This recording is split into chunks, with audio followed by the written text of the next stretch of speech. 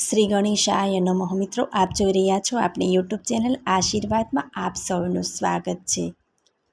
વર્ષની 4 નવરાત્રિમાં આ ચૈત્ર નવરાત્રિનું વિશેષ મહત્ત્વ સાધના સિદ્ધિ કરવા માટે ગણાય છે અને કહેવાય છે કે આપણને જો વરસભર સમય ન મળે તો માત્ર નવરાત્રિમાં આપણે મા દુર્ગા સપ્તશતીના પાઠ વાંચીએ અને સાંભળીએ તો માતાજીની આપણી પર અસીમ કૃપા પ્રાપ્ત થાય. આધ્યાત્મિક ઉર્જા વધારવા, નવદુર્ગા ઉપાસના કરવા, સહસ્ત્ર અર્ચન, ગાયત્રી અનુષ્ઠાન તેમજ મંત્ર તંત્રના પ્રયોગો, બગલામુખી સાધના સિદ્ધ કરવા માટે અતિ મહત્ત્વની આ નવરાત્રિ ગણાય છે. ઘણા બધા ભક્તો ચૈતી નવરાત્રિમાં માતાની સાધના આપણને અનેક કષ્ટોમાંથી ઉગારી સુખ શાંતિ સમૃદ્ધિ આપી છે. નવરાત્રિમાં ખાસ કરીને જો દુર્ગા સપ્તશતીના પાઠ કરવામાં આવે તો મન વાંછિત ફળની પ્રાપ્તિ થાય અને જીવનમાં આવતી આધિ વ્યાધિ ઉપાધિ પીડા દૂર થાય. જો આપણને આ ગુપ્ત ચૈત્ર નવરાત્રિમાં દુર્ગા સપ્તશતીના પાઠ સાંભળીએ છીએ તો માતાજીની આપણા પર વિશેષ કૃપા પ્રાપ્ત થાય. દુર્ગા સપ્તશતીમાં ભગવતી કૃપાના સુંદર ઇતિહાસનું ખૂબ જ સુંદર રીતે વર્ણન કરવામાં આવ્યું છે. માતાજીએ શા માટે કયા કયા સ્વરૂપો ધારણ કર્યા હતા અને કેવી રીતે અસુરોને માર્યા હતા તેમજ તેના અનેક સ્વરૂપોનું રહસ્ય શું છે તેનું વર્ણન આ દુર્ગા સપ્તશતીમાં કરવામાં આવ્યું છે. જે લોકો ભગવતી દુર્ગા માતાનો પ્રેમપૂર્વક ભક્તિથી શ્રદ્ધાથી સ્મરણપૂર્વક આ દુર્ગા સપ્તશતીનો પાઠ કરી તેની પર માતાજીની સિદ્ધ કૃપા થાય અને સર્વ સંકટો પણ દૂર થાય. તો આજે આપણે આ વિડીયોમાં સાંભળીશું દુર્ગા સપ્તશતીના 1 થી 3 પાઠ. જો આપને મારો વિડીયો પસંદ આવે તો લાઈક કરજો, શેર કરજો અને પહેલીવાર જો આ વિડીયો આ ચેનલમાં જોઈ રહ્યા હોય તો સબસ્ક્રાઈબ કરજો જેથી મારા નવા વિડીયોની માહિતી તુરંત આપ સુધી પહોંચે. અધ્યાય 1. મેઘા ઋષિ ભગવતીની મહિમા દર્શાવે છે. પ્રથમ ચરિત્ર બ્રહ્મા ઋષિ છે, મહાકાલી દેવતા છે, ગાયત્રી છંદ અને નંદા શક્તિ છે, રક્તદંડિકા બીજ છે, અગ્નિ વાયુ ને સૂર્ય સત્વ છે અને ઋગ્વેદ યજુર્વેદ ને સામવેદ સ્વરૂપ છે. મહાકાલી મહાલક્ષ્મી ને મહાસરસ્વતી દેવતાની પ્રસન્નતા માટે સકળ કામની સિદ્ધિ માટે પ્રથમ ચરિત્રના જાપમાં વિનિયોગ કરવામાં આવે છે. માર્કંડ્ય ઋષિ બોલ્યા કે સૂર્યનો પુત્ર સાવરણી જે 8મો મનુ કહેવાય છે, એમના જન્મની કથા જે અંધારામાં છે તે હું વિસ્તારથી કહી સંભળાવું છું, તે તમે સાંભળો. એ સૂર્યનો પુત્ર સાવરણીએ કયે પ્રકારે દેવની ભક્તિ કરી કે જેથી તે મહાભાગ્યશાળી મોહમાયાની કૃપા વડે મન્વંતરનો અધિપતિ થયો એ કથા પણ હું કહી સંભળાવું છું. ઘણા પ્રાચીન કાળમાં સ્વરોચિત મન્વંતરને વિશે સુરથ નામનો રાજા રાજ્ય કરતો હતો. એ રાજા ચૈતર વંશમાં ઉત્પન્ન થયેલો. તેનું આખું રાજ્ય પૃથ્વી પર હતું. તે રાજા પોતાની આખી પ્રજાનું પાલન પોતાના પેટના છોકરા માફક કરતો. એ રાજાને સુવરના શિકારી રાજા જોડે વેર બંધાયું. એ સુવરના શિકારી રાજા અને સુરત રાજા વચ્ચે ઉગ્ર યુદ્ધ થયું. જોકે સુરત રાજા પ્રબળ હતો તો પણ હાર્યો. પછી તે પોતાના નગરમાં આવીને માત્ર પોતાના દેશમાં રાજ કરવા લાગ્યો. ત્યાં પણ શત્રુઓએ તેને જપવા દીધો નહીં અને આવીને ઘેરો ઘાલ્યો. આવા દુષ્ટ દુરાત્મા પ્રધાનો ફૂટ્યા અને દુર્બળ થયેલા સુરત રાજાનો સઘળો ખજાનો, બળ અને સૈન્ય એ બધું દુશ્મનોને હાથે ગયું. આમ થવાથી રાજા શિકાર કરવાનું બહાનું કાઢીને એક ઘોડા પર બેસીને અને ઘનઘોર વનમાં ચાલ્યા ગયા.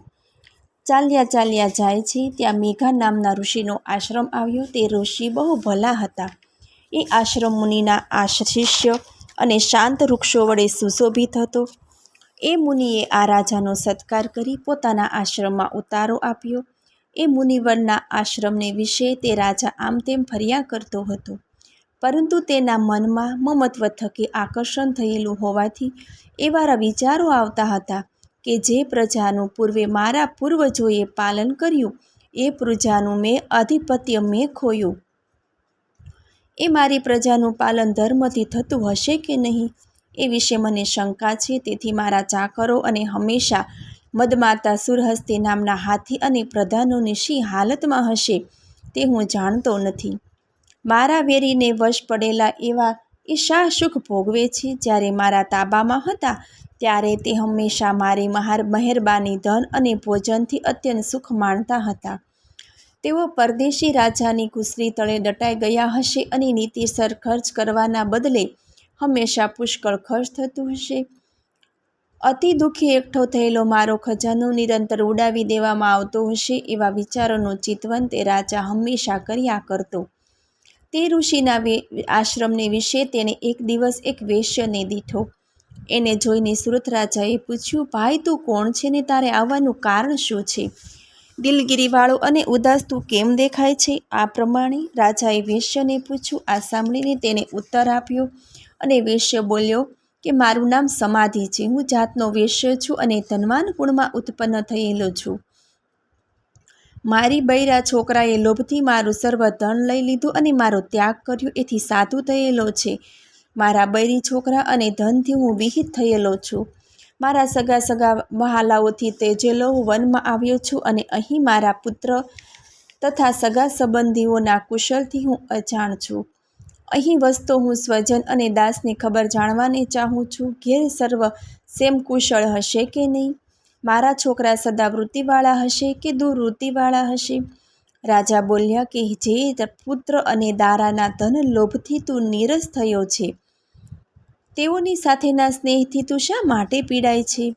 વેશ્ય બોલ્યો, હે રાજા, તમે કહ્યું એ બરાબર છે, પણ હું શું કરું? મારું મન ઘણું વાળું છે પણ વળતું નથી. હે રાજા, છોકરાઓના એ ધન લોભથી પિતા સ્નેહ ત્યજ્યો તથા સ્ત્રીએ પતિ સ્નેહથી અને સગા વહાલાઓએ બંધુ સ્નેહ ત્યજ્યો, તો પણ મારા સ્વજન પ્રત્યેની પ્રીતિ મને મારા હૈયામાં સાલે છે. મારું પ્રેમી હૈયું દુર્ગણી બંધુઓને માટે કેમ દાજે છે? તેનું કારણ, હે મહામતી રાજા, હું કંઈ જાણતો નથી. એ સ્વજનો વિશે વિચાર કરીને વારંવાર નિસાસા નાખું છું અને ઉદાસ થાઉં છું, છતાં તે અપ્રીતિવાલોમાં મારું મન નિષ્ઠુર થતું નથી. માર્કંડ્ય મુનિ બોલ્યા કે હે વિપ્ર, ત્યાર પછી તે રાજા અને સમાધિ નામે વેશ્ય એ બે જણ મેઘા ઋષિ જે આશ્રમને રહેતા હતા તેની પાસે ગયા. તે રાજા તે વેશ્યએ સઘળી વાત ઋષિને યથાયોગ્ય સમજાવી અને પોતાના જેવા બીજા દુઃખીઓની પણ કથા કહી. ત્યાર પછી રાજા બોલ્યા કે ભગવાન, હું તમને એક પ્રશ્ન પૂછવા માગું છું કે જેઓની તરફ મારે સ્નેહ ન કરવો જોઈએ તેવાની તરફ હું માત્ર તેમના મનની સ્થિતિથી કેમ દુઃખી થાઉં છું? મારું અખિલ રાજ્ય ધન સંપત્તિ સહિત નાશ પામ્યું એમ જાણતો છતાં અજ્ઞાનીની પેઠે તેઓ પર કેમ હું પ્રીતિ રાખું છું? હું જ માત્ર પ્રીતિ રાખું છું એમ નહીં, પણ આ વેશ્ય પુત્ર અને પત્ની વડે ધન લોભથી ત્યજ્યું છે, છતાં મારી માફક એ સ્વજનોના શોકથી પ્રીતિને લીધે પીડાય છે. એવી રીતે અમે બંને દુઃખી છીએ. અમે જાણીએ છીએ કે અમારા સ્વજનોનો દોષ છે, પણ એવા દુષ્ટ દોષને વિશે પણ અમારું મન મમત્વથી આકર્ષણ પામે છે. હે મહાભાગ મેઘા ઋષિ, અમે જ્ઞાની હોવા છતાં અમારા જ્ઞાનને મોહરૂપી અંધપણું કેમ પ્રાપ્ત થયું છે? અને અમને વિવેકને વિશે અંધ થયેલા જેવું મૂઢપણું કેમ પ્રાપ્ત થયું છે? ઋષિ બોલ્યા કે હે રાજા, સમસ્ત પ્રાણી માત્રને ઘટપટ વિશે જ્ઞાન છે, પરંતુ તેઓ પૃથક વિષયને અનુસરે છે. તે આ પ્રમાણે છે. કેટલાક રાતે આંધળા હોય છે, જેમ કે કાગડા વગેરે, અને કેટલાક પ્રાણી ગાય, અશ્વ વગેરે દિવસે તથા રાત્રે સરખી દ્રષ્ટિવાળા હોય છે. મનુષ્યને જ્ઞાન છે, પણ એ જ્ઞાની બીજા જ્ઞાની પાસે હોય એવું નથી. પશુ પક્ષી મૃગ વગેરે પણ માણસના જેવું જ્ઞાન છે. માણસને ખાવું પીવું ઊંઘવું વગેરે વિષય છે, એ જ વિષયો બીજા પ્રાણીઓને પણ છે. આ બાબતમાં તો બંને સરખા છે. જ્ઞાન હોવા છતાં પતંગો પક્ષીઓ જાતે દુઃખથી પીડાય છે, ભૂખથી પીડાય છે, તો પણ મોહથી પોતાના બચ્ચાને ચાંચ વડે ખવડાવે છે ને? મનુષ્યોમાં શ્રેષ્ઠ માણસો પણ બીજા પ્રાણીઓની પીઠે પોતાના પુત્રો તરફ અભિલાષાવાળા હોય તેઓ પ્રત્યુપકારને અર્થે લોભથી છોકરાનું પાલન કરે છે, તે કેમ જોતો નથી? સંસારમાં સ્થિત કરાવનાર મોહ માયાના પ્રભાવ વડે મમતારૂપી ભમરીવાળા મોહરૂપી કૂવામાં સઘળા પડેલા છે. જગતપતિની યોગ નિંદ્રારૂપી જે મહામાયા છે, એ મહામાયા સર્વ જગતને મોહ પમાડે છે. તેથી વિસ્મિત થવું નહીં. એ ભગવતી મહાદેવી પોતાના બળથી જ્ઞાની પુરુષોના મનને મોહમાં ખેંચી રાખે છે. એ પ્રમાણે સઘળું સરાચર વિશ્વ મોહના પાશમાં પડેલું છે. આ સરાચર જગત જેણે સર્જ્યું છે અને એ જ માણસોને પ્રસન્ન થઈ મુક્તિનું વરદાન આપનારી છે. વિદ્યા સ્વરૂપે એ સનાતન દેવી મુક્તિ આપનારી છે અને વિદ્યા સ્વરૂપે એ સર્વેશ્વરી દેવી સંસાર બંધનનું કારણ છે. રાજા બોલ્યા કે ભગવાન, જેને આપે મહામાયા કહી એ દેવી કોણ છે? એ કયા પ્રકારે ઉત્પન્ન થયા તથા તેણે એવા શા કામ કર્યા? એ દેવીનો પ્રભાવ, સ્વરૂપ અને ઉત્પત્તિ વિશેની કથા કંઈ સંભળાવું છું. માટે હે બ્રહ્મને જાણનારા પુરુષોમાં શ્રેષ્ઠ, આપ મને એક કહી સંભળાવો. હું સાંભળવા ઈચ્છું છું. ઋષિ બોલ્યા કે તે દેવી નિત્ય છે, જગત મૂર્તિ છે અને આ જગત જેના વડે છે, તો પણ એ દેવીની ઉત્પત્તિ બહુ પ્રકારે છે તે તમે સાંભળો. જ્યારે દેવતાઓના કાર્યની સિદ્ધિને અર્થે તે દેવી અવતાર લે છે, ત્યારે જો કે નિત્ય વિકાર રહી છે, તો પણ દેવી ઉત્પન્ન થયા એમ લોકમાં કહેવાયા છે. જ્યારે બ્રહ્માના જગતનો એક દાડાનો અંત આવ્યો અને જગત પર મહાપ્રલય થઈ સઘળું જળ થઈ ગયું, ત્યારે ભગવાન વિષ્ણુએ યોગ નિંદ્રારૂપી ધારણ કરીને શેષનાગ પર શયન કર્યું. એ વખતે મધુ અને કેટભ એ નામે વિખ્યાત થયેલા બે ઘોર અસુરો વિષ્ણુના કાનના મેલથી જન્મ્યા ને જેઓએ બ્રહ્માને હણવાનો ઉદ્યમ આરંભ્યો. એ વખતે બ્રહ્મા, કે જેનું બીજું નામ પ્રજાપતિ, તે વિષ્ણુના નાભિકમળને વિશે બેઠા હતા. તેમણે પેલા અસુરો તથા સૂતેલા જનાર્દન વિષ્ણુને જોયા. એ વખતે વિષ્ણુ યોગ નિંદ્રામાં હતા. એમની આંખોમાં એ દેવીનું સ્થાન હતું. એ મહાદેવીને એકાગ્ર ચિત્તે કરીને વિષ્ણુને જગાડવા માટે બ્રહ્મા વિનવવા લાગ્યા. એ વિશ્વેશ્વરી અને જગતદારી દેવી સૃષ્ટિનું સ્થિતિ સંહારનું કારણ છે. ભગવાન વિષ્ણુની નિંદ્રા પણ એ જ, એનું તેજ અને પ્રભાવ અતુલ છે. બ્રહ્મા કહે છે, હે દેવી, તું સ્વાહા છે, તું જ ષટકાર છે, સોળેશ્વરની આધ્યાત્મિક દેવી, તું જ સુધા અમૃત, તું જ અવિનાશી, તું જ નિત્ય, લઘુ, ગુરુ અને પૃપ્ત એવા 3 પ્રકારની માત્રાઓની આત્મિકતા પણ તું જ છે. હે દેવી, વ્યંજનના સ્વરૂપમાં પણ તું હંમેશા રહેલી છે. ઘણું કરીને અનુચ્ચાય એટલે બોલીને ઉચ્ચાર ન કરી શકાય એવી પણ તું જ છે. તું સંધ્યા અને સાવિત્રી, તું સર્વશ્રેષ્ઠ જનની છે. હે દેવી, તારા વડે આ જગત ધારણ કરેલું છે અને તારા વડે સર્જાયેલું છે. હે દેવી, તું જ જગતનું પાલન કરે છે અને તે જ વખતે જળ પ્રલય થઈ સઘળું નાશ પામે છે, એ વખતે પણ માત્ર તું જ રહે છે. હે દેવી, તું સૃષ્ટિ નિર્માણ કરનારી બ્રહ્માણી અને પાલન કરવાની સમયે સ્થિતિરૂપા વૈષ્ણવી અને તેના સંહારને સમયે તો સંહિતારૂપ એટલા કે શિવા. હે દેવી, મહાવિદ્યા, મહામાયા, મેઘા, મહાસ્મૃતિ, સારી યાદશક્તિ અને મોહા એટલે સર્વ જગતને મોહ પાશમાં નાખનારી તું મહાદેવી અને મહાસુરી છે. હે દેવી, તું જ સત્વ, રજ અને તમ 3 ગુણોની પ્રકૃતિ. તું કાળરાત્રિ, કાળી ચૌદશની રાત, મહારાત્રિ, શિવરાત્રિ, માધ ચૌદશની રાત, મોહરાત્રિ, જન્માષ્ટમી રાત અને દારૂણ રાત્રિ, ફાગણ સુદ ચૌદશની રાત પણ તું જ છે. તું જ છે શ્રી એટલે લક્ષ્મી દેવી, તું જ ઈશ્વરી, બુદ્ધિ, બોધ, લક્ષણા દેવી, તું જ લજ્જા, પૃષ્ટિ, તૃષ્ટિ ને શાંતિ. હે ખડંગિની, હે ત્રિશૂળ ઝાલનારી, માણસના માથા ઝાલનારી, ઘોર સ્વરૂપવાળી, ગદા ઝાલનારી, ચક્ર ઝાલનારી, શંખ ઝાલનારી અને ધનુષ ઝાલનારી દેવી, તેજ બાણ અને ભૂસંગી અને પરિત એ હથિયારો પણ તે ધારણ કરેલા છે. હે દેવી, તું સૌમ્યતરા અને શ્રેષ્ઠ સુંદરી, પર અને અપરમાં તું પરમા.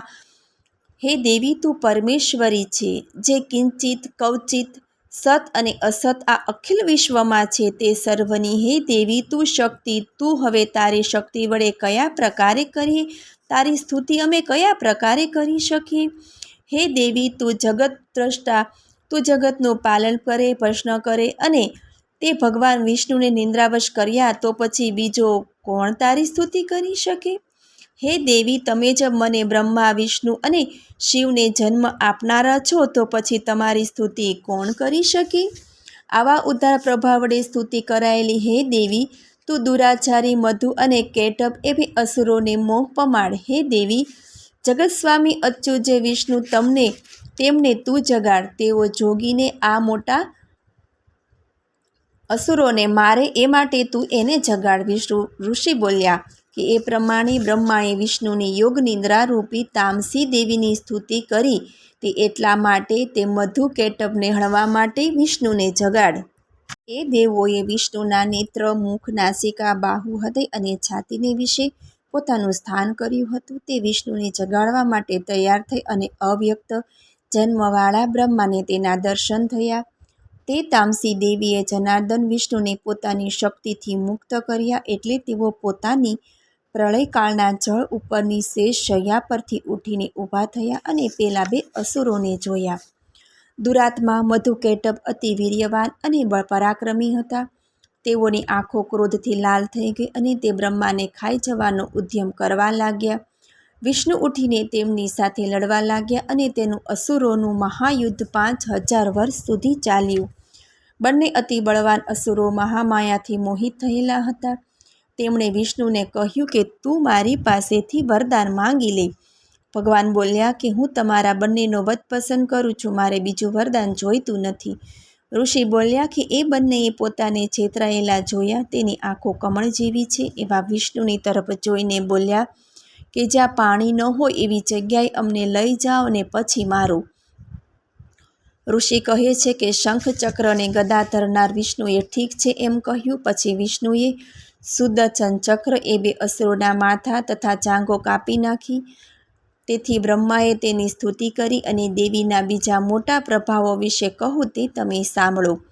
આ રીતે માર્કંડ્ય પુરાણનું સાર્વણિક મન્વંતરમાં દેવીના મહાત્મ્ય વિશેના મધુ કેટભના વધનો પહેલો અધ્યાય પૂરો થયો. બોલો શ્રી જગતજનની મા જગદંબા દુર્ગાની જય. અધ્યાય બીજો.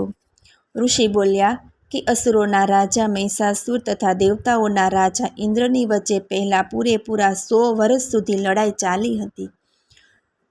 ત્યાં મહાવીર્યવાન અસુરોએ દેવસૈન્યનો પરાભવ કર્યો અને મહિષાસુર સઘળા દેવોને જીતીને તેઓનો ઇન્દ્ર અધિપતિ થયો.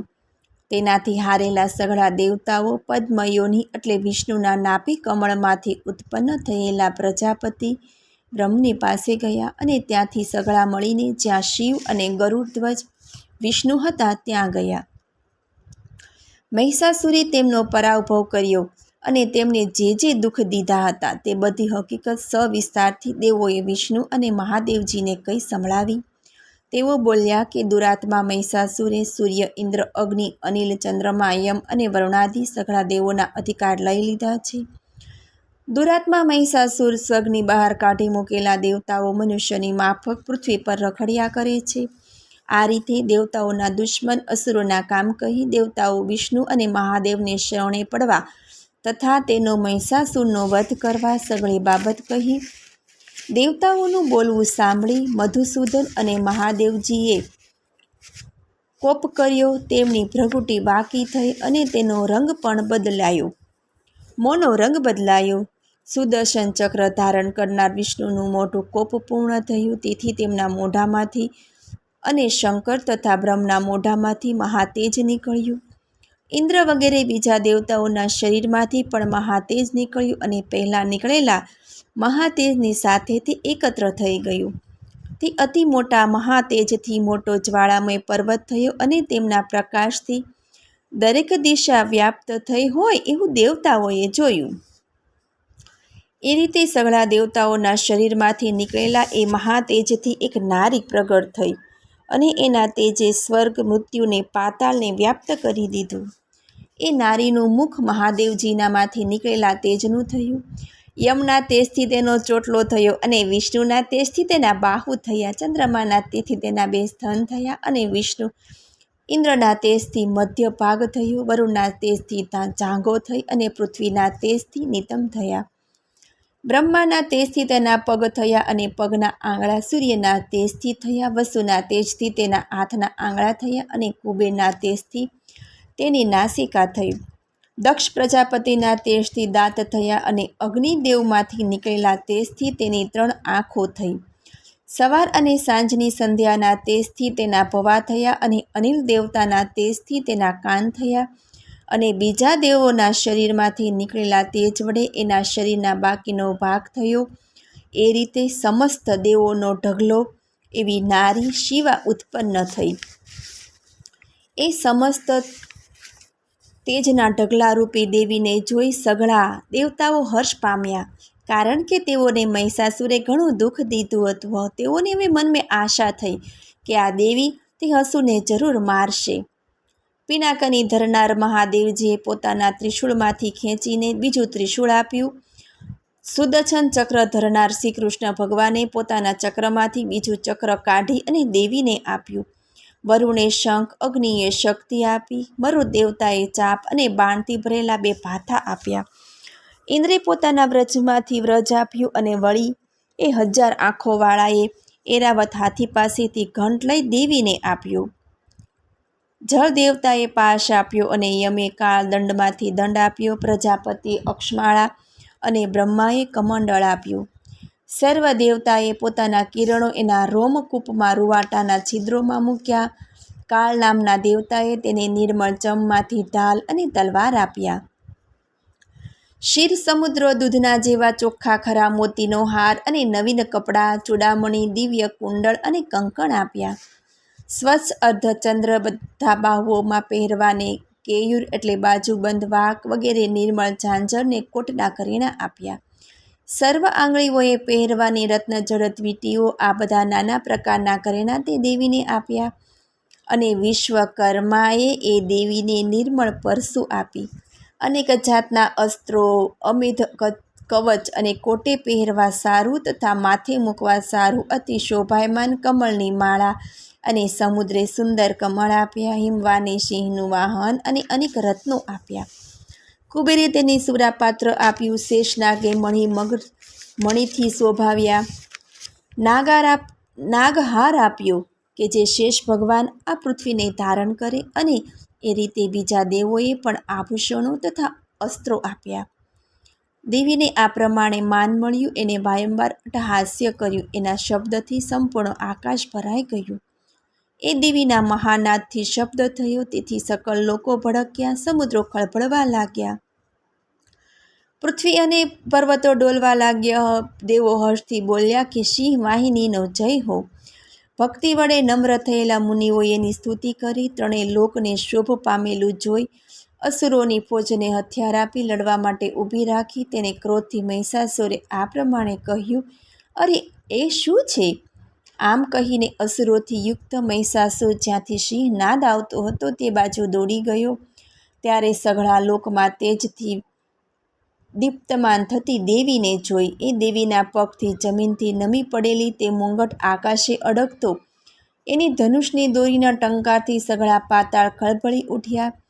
10 દિશાઓ જેના 1000 હાથે વ્યાપ્ત થઈ રહી, ત્યાં દેવી અને અસુરોની ભારે લડાઈ થઈ.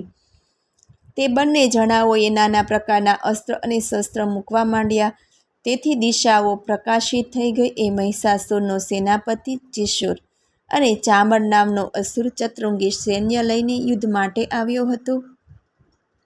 અને ઉદગ્ન 60,000 રથો લઈને રણમાં આવ્યો હતો. મહામનું અસુર 1 કરોડ રથો અને અસિલસોમાં 5 કરોડ રથો લઈને આવ્યો હતો. 60 લાખ રથો લઈને બાષ્કળ રણમાં અગણિત હાથી ઘોડા તથા 1 કરોડ રથ લઈ અપરિવાહિત નામનો રાક્ષસ પણ ત્યાં યુદ્ધ કરતો હતો. બિડાલ અસુર 50 કરોડ રથ લઈને યુદ્ધ કરતો હતો. આ સિવાય ત્યાં બીજા હજારો રથ, હાથી, ઘોડા વગેરેથી મુક્ત હતા. તેમજ રથ, હાથી, ઘોડાની 1 પરાધની સંખ્યાવાળો મહિષાસુર પણ ત્યાં હતો. અને બીજા તોમર, ભીંડીમાલ, શક્તિ અને મુસલથી તે મોટા અસુરો દેવી સાથે યુદ્ધ કરતા હતા. તથા ખડક અને પરશુ અને પટ્ટીમયી દેવી સાથે લડવા લાગ્યા. કોઈએ શક્તિ મારી, કોઈએ પાસ માર્યો. એ અસુરોના ખડગોનો પ્રહાર દેવી પર કર્યા. પછી ચંડિકા દેવી પણ શસ્ત્રો અને અસ્ત્રો મૂકવા લાગી. એના પર જે શસ્ત્ર અસ્ત્રનો વરસાદ વરસતો હતો તેને લીલા કરતી હોય એમ દેવીએ છેદી નાખ્યા. આ કરવામાં દેવીને જરા પણ મહેનત પડી નહીં. દેવતાઓ અને ઋષિઓ એના વખાણ કરતા હતા. પછી દેવી ઈશ્વરીએ પણ અસુરોના શરીર પર અસ્ત્ર અને શસ્ત્ર મૂક્યા. દેવીનું વાહન સિંહ પણ ક્રોધે ભરાયો ને તેની કેશવાળી હલાવા લાગી અને ક્રોધે ભરાયો. દાવાનળ, જેમ વનનો નાશ કરે તેમ તે અસુર સૈન્યનો નાશ કરવા લાગી. રણમાં અંબિકા દેવીએ શ્વાસો મૂક્યા એટલે તરત લાખો ગણ ઉત્પન્ન થયા અને એ ગણો પરસુ ભીંડીમાલ પટીશથી રડવા લાગ્યા. દેવીના ગણો અસુરાના ટોળામાં નાશ કરવા લાગ્યા. બીજા ગણો પટહ શંખ વગાડવા લાગ્યા. તે યુદ્ધ મહાત્સવમાં મૃતંગનો નાદ કરતા હતા. તે સમયે દેવીએ ત્રિશૂળ, ગદા, શક્તિ, ખડક વગેરે વડે હજારો મોટા મોટા અસુરોને મારી નાખ્યા અને બીજા કેટલાક ઘંટના અવાજથી મોહ પામીને પડ્યા. કેટલાક અસુરોને પાશ વડે બાંધ્યા અને કેટલાક તીક્ષ્ણ ખડક વડે કાપી નાખ્યા. કેટલાક અસુરોને ગદા મારીને ભોંય સુવાડી દીધા. કેટલાક તો મુશલ વાગવાથી લોહી ઓકવા લાગ્યા. કેટલાકને છાતીમાં શૂળના ઘા વાગવાથી ભોંય પર પડ્યા. કેટલાક તો તીક્ષ્ણ બાળ વાગવાથી રણભૂમિમાં પ્રાણ રહિત થયા. સેનાપતિઓ જેઓ દેવતાઓને દુઃખ દેવામાં તત્પર હતા તેમણે પોતાના પ્રાણ છોડવા લાગ્યા. કોઈના બાહુ કપાયા અને કોઈના ગળા કપાયા, કોઈના માથા કપાયા, કોઈના શરીર વચ્ચેથી કટકા થઈ ગયા, કોઈની જાંઘો કપાઈ ગઈ અને પૃથ્વી પર પડ્યા, કોઈનો એક હાથ, કોઈની એક આંખ અને કોઈનો એક પગ કપાયો. કેટલાકના શરીરના 2 ટુકડા થયા. માથા કપાયા છતાં કેટલાક ફરીથી આયુધ લઈ લડવા ઊભા થયા. કેટલાક તો શસ્ત્રો લઈ યુદ્ધ કરતા હતા અને શાસ્ત્ર નાદથી ત્યાં નાચતા હતા. માથું કપાયેલો ઘોડો, હાથમાં ખડગ, શક્તિ વગેરે હથિયારો લઈ દેવીને ઊભી રહે એમ કહેતા હતા. જ્યાં યુદ્ધ થયું હતું ત્યાં રથ, ઘોડા અને અસુરો બેસુમાર પડ્યા હતા. તેથી તે રણભૂમિ અગમ્ય દિસતી હતી. અસુર સેનામાં જ્યાં અસુરો, ઘોડાઓ અને હાથીઓ પડ્યા હતા તેમના શરીરમાંથી નીકળતા લોહીની મોટી મોટી નદીઓ વહેવા લાગી. અગ્નિ જેમ તૃણના મોટા જથ્થાને એક ક્ષણભરમાં બાળી નાખે તેમ અસુરોના મોટા સૈન્યનો દેવીએ નાશ કર્યો. દેવીનું વાહન સિંહ મહાનાદ કરી દેવતાઓના દુશ્મનોના શરીરમાંથી જીવને જુદો કાઢતો હતો. એ દેવીના ગણોની સાથે અસુરોની લડાઈ જોઈ દેવીના જયથી સંતુષ્ટ થઈ દેવતાઓએ આકાશમાંથી પુષ્ટિવૃષ્ટિ કરી. એ પ્રમાણે માર્કંડ્ય પુરાણનો બીજો અધ્યાય, જેમાં મહિષાસુરના સૈન્યનો વધ આવે છે, તે પૂરો થયો. બોલો શ્રી જગતજનની મા જગદંબા દુર્ગાની જય. ઋષિ બોલ્યા કે હે મહાઅસુર સેનાપતિ, સુરસ પોતાનું સૈન્ય હણાયેલું જોઈ બહુ કોપાયમાન થઈ અંબિકા સામે લડવા આવ્યો. મેરુ પર્વતના શિખરો પણ જેમ વારે વરસાદ પડે તેમ તે અસુર દેવીની ઉપર બાણનો વરસાદ વરસાવવા લાગ્યો. એ સઘળા બાણોને દેવીએ જેમ લીલા કરતી હોય તેમ નાશ કર્યો અને તે દુષ્ટ અસુરના ઘોડાઓની તથા તેઓને હાંકનાર સારથીને મારી નાખ્યો. દેવીએ તેના રથની ધજા કાપી નાખી અને એનું ધનુષ્ય પણ છેદી નાખ્યું અને એના શરીરમાં પોતાના બાણો મારવા માંડ્યા. જ્યારે અસુરનું ધનુષ કાપી નાખ્યું હતું, રથ ભાંગી નાખ્યો હતો અને ઘોડા તથા સારથી મારી નાખવામાં આવ્યા, ત્યારે તે એકલો દેવી તરફ ભાલ અને તલવાર લઈને ભાગ્યો. એ અસુર આવીને સિંહના માથા પર તીક્ષ્ણ ધારવાળા ખડગથી ઘા કર્યો તથા દેવીને પણ જમણા હાથ પર ઘા કર્યો. મેઘા ઋષિ સુરત રાજાને કહે છે, હે નૃપનંદન, તે ખડગ દેવીની ભુજાને અડકતા ભાંગી ગયું. એ જોઈને અસુર કોપથી લાલચોળ આંખો કરીને દેવીને મારવા ત્રિશૂળ લીધું. એ મહાઅસુર તે ત્રિશૂળ દેવી તરફ ભણી ફેંક્યું. એ સૂર્યબિંબ જેવું જાજવલ્યમાન તેજવાળું હતું, જાણે વાદળમાંથી સૂર્ય નીકળતો હોય એમ લાગતું હતું. દેવીએ એ ત્રિશૂળ આવતું જોઈ પોતાના ત્રિશૂળથી એ ત્રિશૂળના 100 ટુકડા કરી નાખ્યા. મહાઅસુર ત્રિશૂળનો પણ પ્રાણ ગયો. મહિષાસુરનો બળવાન સેનાની સ્થિતુર હળાયો. ત્યારે દેવતાઓને દુઃખ દેનાર ચામર નામનો અસુર હાથીએ ચડીને આવ્યો. એ ચામર અસુરે એકદમ દેવી ભણી શક્તિ ફેંકી. એ શક્તિથી દેવીએ હુંકારથી ભોંય પાડી અને તેજ વગરની થઈ ગઈ. પોતાને ભોંય પડેલી અને ભાંગેલી શક્તિ જોઈને ચામર અસુર બહુ ક્રોધે ભરાયો. તેને ત્રિશૂળ ફેંક્યું. એ દેવીને પોતાના બાણ વડે છેદી નાખ્યું. દેવીનો સિંહ કૂદકો મારીને ચામરના હાથીના ગંઢ સ્થળ પર બેઠો અને ત્યાં દેવતાઓના અસુર બહુ યુદ્ધ કરવા લાગ્યા. તેઓ બંને લડતા લડતા ભોંય પડ્યા અને દારૂણ લડાઈ જામી. બંને ક્રોધયુક્ત થઈને બાહ્યુદ્ધ કરતા હતા. એવામાં સિંહે વેગથી આકાશ તરફ ઉછળી ચામર અસુર પર છલાંગ મારી અને પોતાના પંજા વડે એનું માથું ધડથી જુદું કર્યું. દેવીએ રણક્ષેત્રમાં શિક્ષા અને વૃક્ષોના પ્રહારથી ઉદક અસુર મારી નાખ્યો અને કરાલ અસુરને દાંત, મુક્કીઓ તથા તમાસા મારી નાખ્યો. દેવીએ ક્રોધ કરીને ગદાઓ મારીને ઉદ્ધટ અસુરનો ચૂરો કરી નાખ્યો. ભીંડીપાલ મળીને બાહકલ નામના અસુરનો જીવ લીધો. તામ્ર અને ગંધક એ બંનેએ અસુરોને બાણ કર્યા અને તેથી તે પણ મરી ગયો. પરમેશ્વરીએ ઉગ્રાસ્ય, ઉગ્રવીર્ય અને મહાહનુ એ 3 અસુરોને ત્રિશૂળ મારીને મારી નાખ્યા. તલવાર મારીને બિડાલનું માથું કાપી નાખ્યું, તેથી તે રણમાં પડ્યો. દુર્ધર અને દુર્મુખ અસુરોને બાણ વાગ્યા, તેથી તે યમલોકમાં જવાબ દેવા ગયા. મહિષાસુર એ પ્રમાણે પોતાના સૈન્યનો નાશ થયેલો જોઈ પાડાનું રૂપ લઈ દેવીના ગણને ત્રાસ આપવા લાગ્યો. કેટલાક ગણને માયા વડે, કેટલાકને ખરીઓ વડે અને કેટલાકને લાંગુલ એટલે પૂંછડા વડે અને કેટલાકને શિંગડા વડે વિરદાવવા લાગ્યો. કેટલાકને પોતાના વેગથી તથા બીજાને ભ્રમણથી અને કેટલાકને નિશ્વાસના પવન વડે પોતળ પર પાડ્યા. એ પ્રમાણે ગળોને પાડીને મહિષાસુર મહાદેવીના વાહન સિંહને મારવાને દોડ્યો. એ વખતે દેવીએ મહાક્રોધ કર્યો. એ મહાવીર્યાન અસુર ભારે ક્રોધથી પૃથ્વીનું પૃષ્ઠ ખણતો તથા શિંગડા વડે ઊંચે ઉછાળતો હતો અને બરાડા પાડતો હતો. એ ભોંય ખોતરીને જમીન ઉછાળવા લાગ્યો અને પૂંછડા વડે સમુદ્રના પાણી ઉછાળવા લાગ્યો અને સઘળી બાજુએ જળ કરી મૂક્યું. તેણે પોતાના શિંગડા હલાવીને આકાશમાંના વાદળના ભાંગીને ટુકડા કરી નાખ્યા. એને શ્વાસ લીધો અને પવન તેના ઝીણા ઝીણા કટકા થઈ જઈ અને ભોંય પર પડ્યા. એ મહાઅસુર ક્રોધથી દેવી સામે મારવાને દોડી આવતો હતો. તેને જોઈને દેવીએ પણ એ અસુરનો વધ કરવા માટે ક્રોધ ધારણ કર્યો. દેવીએ પાશ મૂક્યો અને એ વડે અસુરને બાંધી દીધો. એ વખતે તે અસુર પાડાનું રૂપ ત્યજીને એકદમ સિંહનું રૂપ લઈ ઊભો રહ્યો અને ચંડિકા એનું માથું છેદવા જાય કે તરત એના હાથમાં તલવાર ચાલેલી છે એવા પુરુષનું રૂપ લઈ ઊભો રહ્યો. પછી દેવીએ તે પુરુષને બાણથી છેદી નાખ્યો, ઢાલ તથા તલવાર કાપી નાખ્યા. ત્યારે તે એક મોટો હાથી થઈને ઊભો.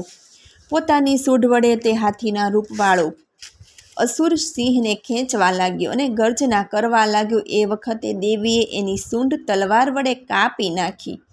એ વખતે તે અસુરે પોતાનું પાછું પાડાનું રૂપ ધારણ કર્યું અને સચરાચર વિશ્વને ભય પમાડવા લાગ્યો. એ વખતે જગન્માતા ચંડિકા ક્રોધે ભરાયા અને તેમણે સુરાપાન કર્યું અને તેમની આંખો લાલ દિસવા લાગી. એમણે પુનઃ હસવા લાગ્યા. એ વખતે બળ અને વીર્યના મદથી ઉત્પન્ન થયેલો તે અસુર વારે બરાડા પાડવા લાગ્યો અને ચંડિકા ભણી મોટા પર્વતો શિંગડા વડે ફેંકવા લાગ્યો. એ પાડાના રૂપવાળા અસુરે નાખેલા પર્વતોના દેવીએ ચૂરા કરી નાખ્યા અને તેનું મોઢું દારૂ પીવાથી લાલાશ વય થયેલું છે એવા તે પોતે મહિષાસુર પ્રત્યે આ પ્રમાણે બોલ્યા. દેવી બોલ્યા, જ્યાં સુધી હું દારૂ પી રહી છું ત્યાં સુધી હે મૂર્ખ, તું ક્ષણવાર માત્ર ગર્જના કરી લે, પછી હું તને મારી નાખીશ. એટલે તરત દેવતાઓ ગર્જના કરશે. ઋષિ બોલ્યા કે એ પ્રમાણે બોલીને એકદમ કૂદકો મારી તે મહાઅસુર પાસે ગયા અને એક પગ વડે દાબી તેના કંઠમાં ત્રિશૂળ માર્યું. દેવીએ એ પાડારૂપી અસુરનું ગળું કાપી નાખ્યું. એટલે એના ગળામાંથી અડધું અસુર સ્વરૂપ બહાર આવ્યું. તે રૂપ દેવીના વીર્યથી ઘેરાયેલું હતું, માટે રૂપ નીકળવાને અશક્ય હતું. તે મહાઅસુર બહાર નીકળવા અર્ધ શરીરથી જ દેવી સાથે યુદ્ધ કરવા લાગ્યો. એ વખતે દેવીએ એક મોટી તલવાર લઈ એનું ગળું કાપી નાખ્યું. મહિષાસુર પડ્યો એટલે એની સઘળી દૈન્ય સેનામાં હાહાકાર થઈ ગયો. એને સૈન્ય નાશ પામ્યું. ત્યારે સઘળા દેવગણોને અત્યંત હર્ષ થયો. ઇન્દ્રાદિ સઘળા દેવતાઓ તથા ઋષિઓ દેવીની સ્તુતિ કરવા લાગ્યા તથા અપ્સરાઓ નૃત્ય કરવા લાગી. આ પ્રમાણે મહિષાસુરના વધ વિશેનો 3જો અધ્યાય જે સાવરણી મન્વંતરમાં આવે છે તે પૂરો થયો. બોલો શ્રી જગતજનની મા જગદંબા દુર્ગાની જય. યા દેવી સર્વભૂતેષુ માતૃરૂપેણ સંસ્થિતા નમસ્તસ્ય નમસ્તસ્ય નમસ્તસ્ય નમો નમઃ. યા દેવી સર્વભૂતેષુ શક્તિરૂપેણ સંસ્થિતા નમસ્તસ્ય નમસ્તસ્ય નમસ્તસ્ય નમો નમઃ. મને સાંભળવા બદલ ધન્યવાદ. જો આપને મારો વિડીયો પસંદ આવે તો લાઈક કરજો, શેર કરજો અને પહેલીવાર જો આ વિડીયો આ ચેનલમાં જોઈ રહ્યા હોય તો સબસ્ક્રાઈબ કરજો, જેથી મારા નવા વિડીયોની માહિતી તુરંત આપ સુધી પહોંચે. ધન્યવાદ. જય શ્રી કૃષ્ણ.